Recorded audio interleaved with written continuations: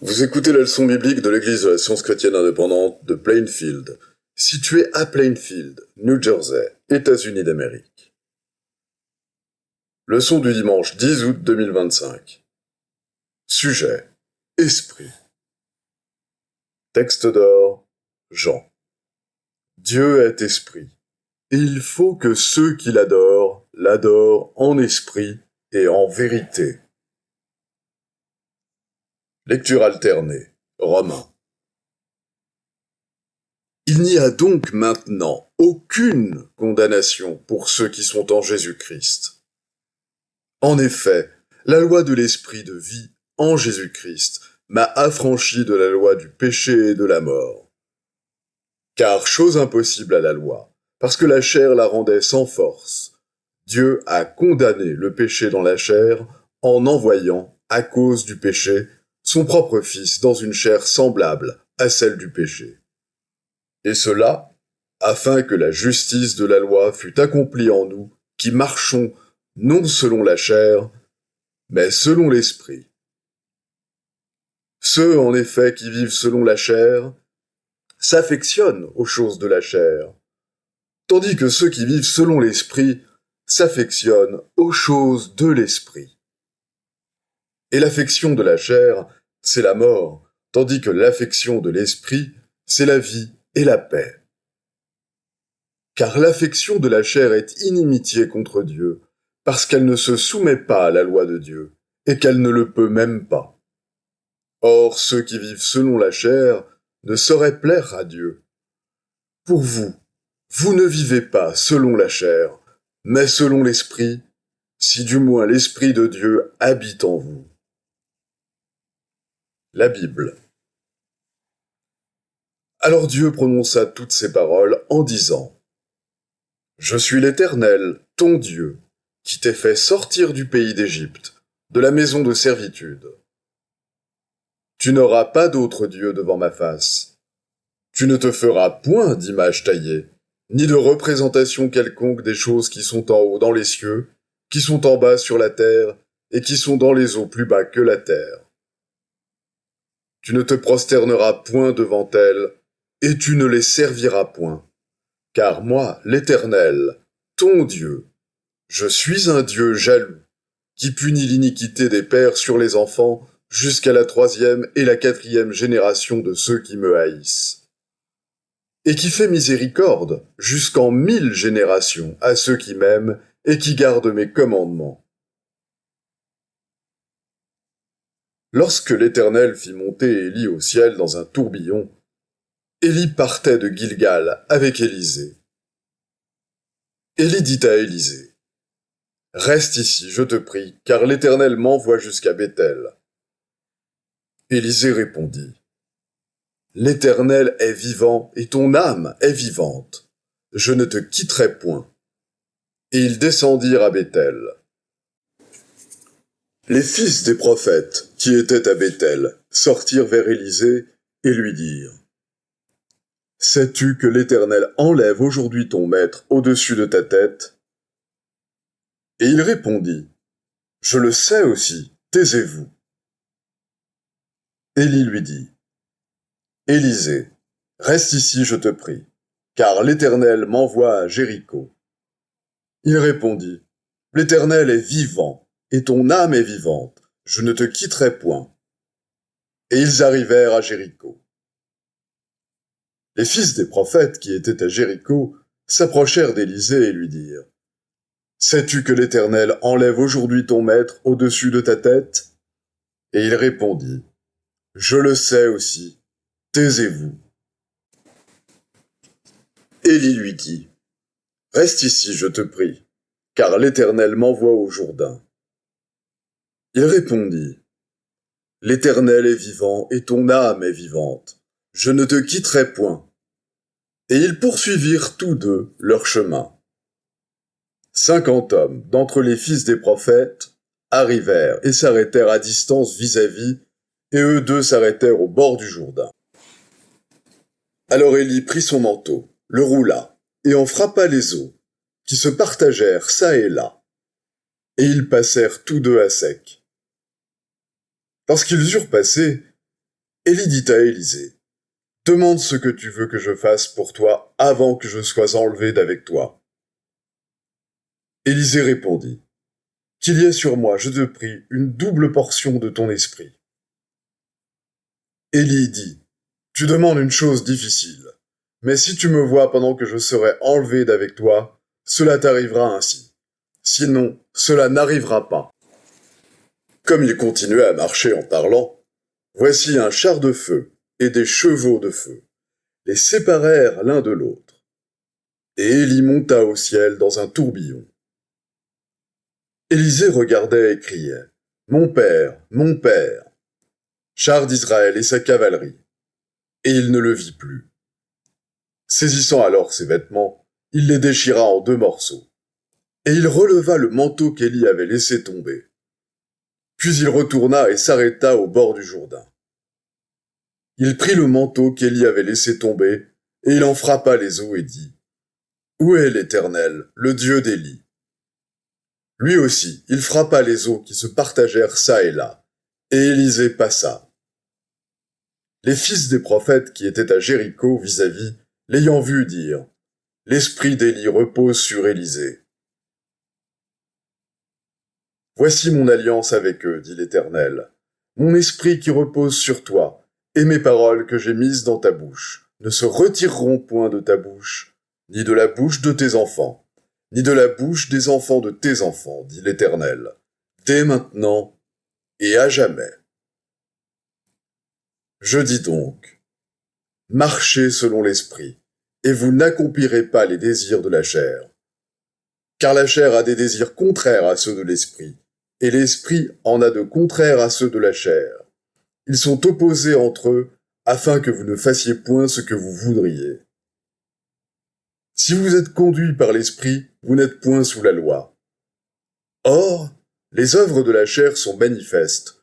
Ce sont l'impudicité, l'impureté, la dissolution, l'idolâtrie, la magie, les inimitiés, les querelles, les jalousies, les animosités, les disputes, les divisions, les sectes, l'envie, l'ivrognerie, les excès de table et les choses semblables. Je vous dis d'avance, comme je l'ai déjà dit, que ceux qui commettent de telles choses n'hériteront point le royaume de Dieu.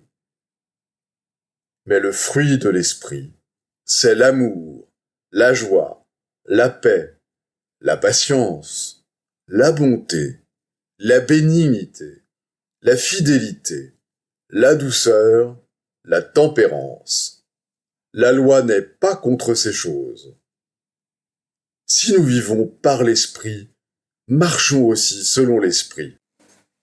Ne vous y trompez pas, on ne se moque pas de Dieu. Ce qu'un homme aura semé, il le moissonnera aussi. Celui qui sème pour sa chair, moissonnera de la chair la corruption. Mais celui qui sème pour l'esprit, moissonnera de l'esprit la vie éternelle. Paix et miséricorde sur tous ceux qui suivront cette règle et sur l'Israël de Dieu. Je vais maintenant lire les passages corrélatifs tirés du livre d'études de la science chrétienne, Science et santé, avec la clé des Écritures de Mary Baker Eddy.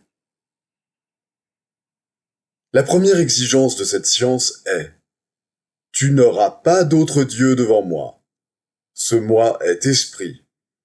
Par conséquent, ce commandement signifie ceci.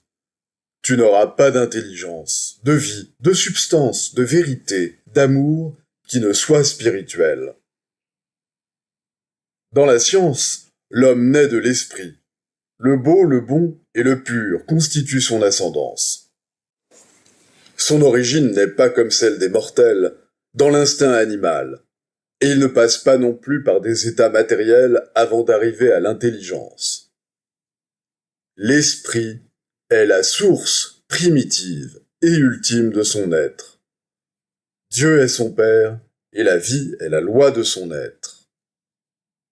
Du commencement à la fin, les Écritures abondent en récits du triomphe de l'esprit, l'entendement, sur la matière. Moïse prouva la puissance de l'entendement en accomplissant ce que les hommes appelaient des miracles. Ainsi firent Josué, Élie, et Élysée. L'ère chrétienne fut inaugurée par des signes et des merveilles. Les miracles sont impossibles dans la science, et c'est sur ce point que la science diffère des religions populaires. La manifestation scientifique de puissance émane de la nature divine et n'est pas surnaturelle, puisque la science est une explication de la nature. La croyance que l'univers, y compris l'homme, est en général gouverné par des lois matérielles, mais qu'à l'occasion, l'esprit écarte ces lois. Cette croyance déprécie la sagesse omnipotente et donne à la matière la préséance sur l'esprit. Il est contraire à la science chrétienne de supposer que la vie est, soit matérielle, soit organiquement spirituelle. Entre la science chrétienne et toutes les formes de la superstition s'ouvre un grand abîme, aussi infranchissable que celui qui séparait le mauvais riche de Lazare. Les anciens prophètes acquirent leur préscience en se plaçant à un point de vue spirituel incorporel. Non en préfigurant le mal et en prenant la fiction pour le fait, c'est-à-dire en s'appuyant pour prédire l'avenir sur la corporalité et la croyance humaine. Lorsque les hommes sont suffisamment avancés dans la science pour être en harmonie avec la vérité de l'être, ils deviennent voyants et prophètes involontairement, étant gouvernés non par des démons, des esprits ou des demi-dieux, mais par l'unique esprit. C'est la prérogative de l'entendement divin toujours présent et de la pensée qui est en rapport avec cet entendement de connaître le passé, le présent et l'avenir. Selon la science chrétienne, les seuls sens véritables de l'homme sont spirituels, émanant de l'entendement divin. La pensée passe de Dieu à l'homme, mais ni sensation, ni communication ne passe du corps matériel à l'entendement. L'intercommunication se fait toujours de Dieu à son idée, l'homme. La matière n'est pas sensible et ne peut prendre connaissance du bien, ni du mal, du plaisir, ni de la douleur. L'individualité de l'homme n'est pas matérielle. Cette science de l'être n'est pas seulement valable après la mort dans ce que les hommes appellent le paradis, mais ici et maintenant. Elle est le grand fait de l'être pour le temps et pour l'éternité. Qu'est donc la personnalité matérielle qui souffre, pêche et meurt? Ce n'est pas l'homme, l'image et la ressemblance de Dieu, mais la contrefaçon de l'homme, la ressemblance inversée, la dissemblance, nommée péché, maladie et mort. L'irréalité de la prétention qu'un mortel est la vraie image de Dieu est illustrée par les natures opposées de l'esprit et de la matière, de l'entendement et du corps, car l'une est intelligence, tandis que l'autre est inintelligence.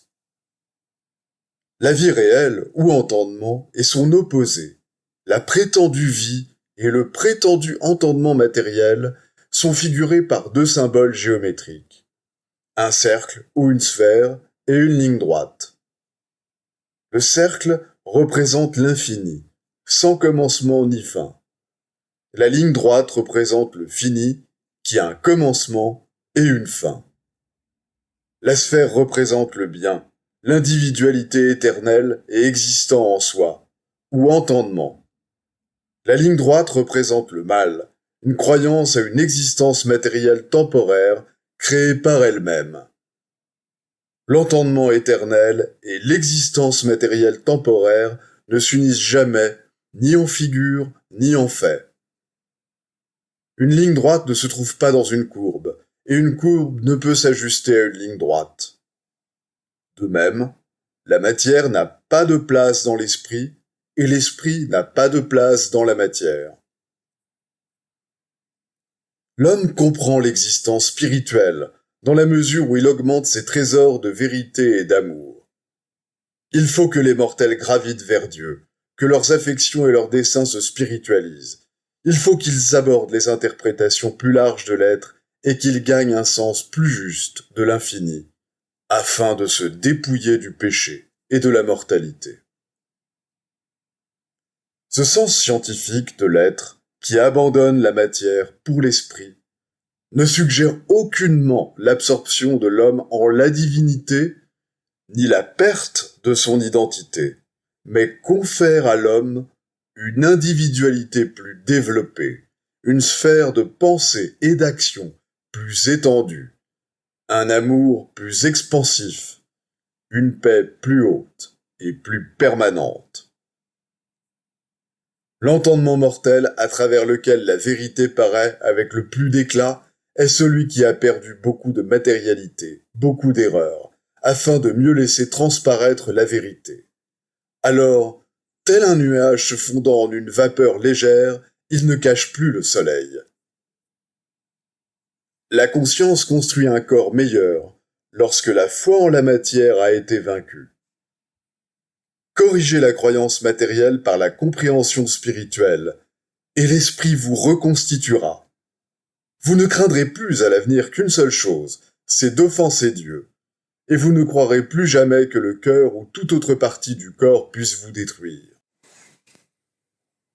De l'amour, de la lumière et de l'harmonie qui sont la demeure de l'esprit, il ne peut venir que des reflets du bien. L'homme, bien compris, au lieu de posséder un corps matériel sensible, a un corps insensible.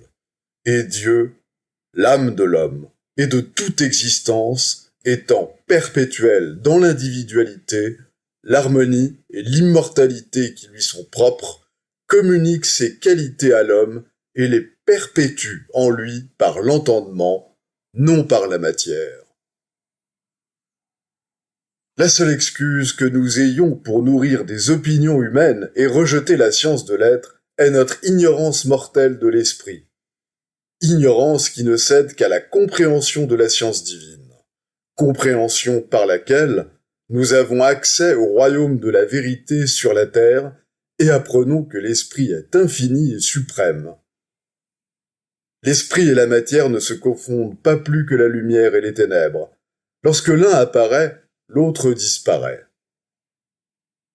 À mesure que les mortels commencent à comprendre l'esprit, ils abandonnent la croyance à une existence réelle en dehors de Dieu. Les devoirs quotidiens de Mary Baker Eddy. Prière quotidienne. Il sera du devoir de tout membre de cette Église de prier chaque jour. Que ton règne vienne, que le règne de la vérité, de la vie et de l'amour divin soit établi en moi et élimine de moi tout péché. Et puisse ta parole enrichir les affections de toute l'humanité et la gouverner. Règle pour les mobiles et les actes. Ni l'animosité, ni un attachement purement personnel ne doivent déterminer les mobiles ou les actes des membres de l'Église mère. Dans la science, l'amour divin seul gouverne l'homme, et un scientiste chrétien reflète les 12 aménités de l'amour en réprouvant le péché et en manifestant un véritable esprit de fraternité, de charité et de pardon. Les membres de cette Église doivent journellement veiller et prier pour être délivrés de tout mal, pour ne pas prophétiser, juger, condamner, conseiller, influencer ou être influencés d'une manière erronée. Vigilance face au devoir. Il sera du devoir de chaque membre de cette Église de se défendre journellement contre la suggestion mentale agressive et de ne pas se laisser entraîner à oublier ou à négliger son devoir envers Dieu, envers son leader et envers l'humanité.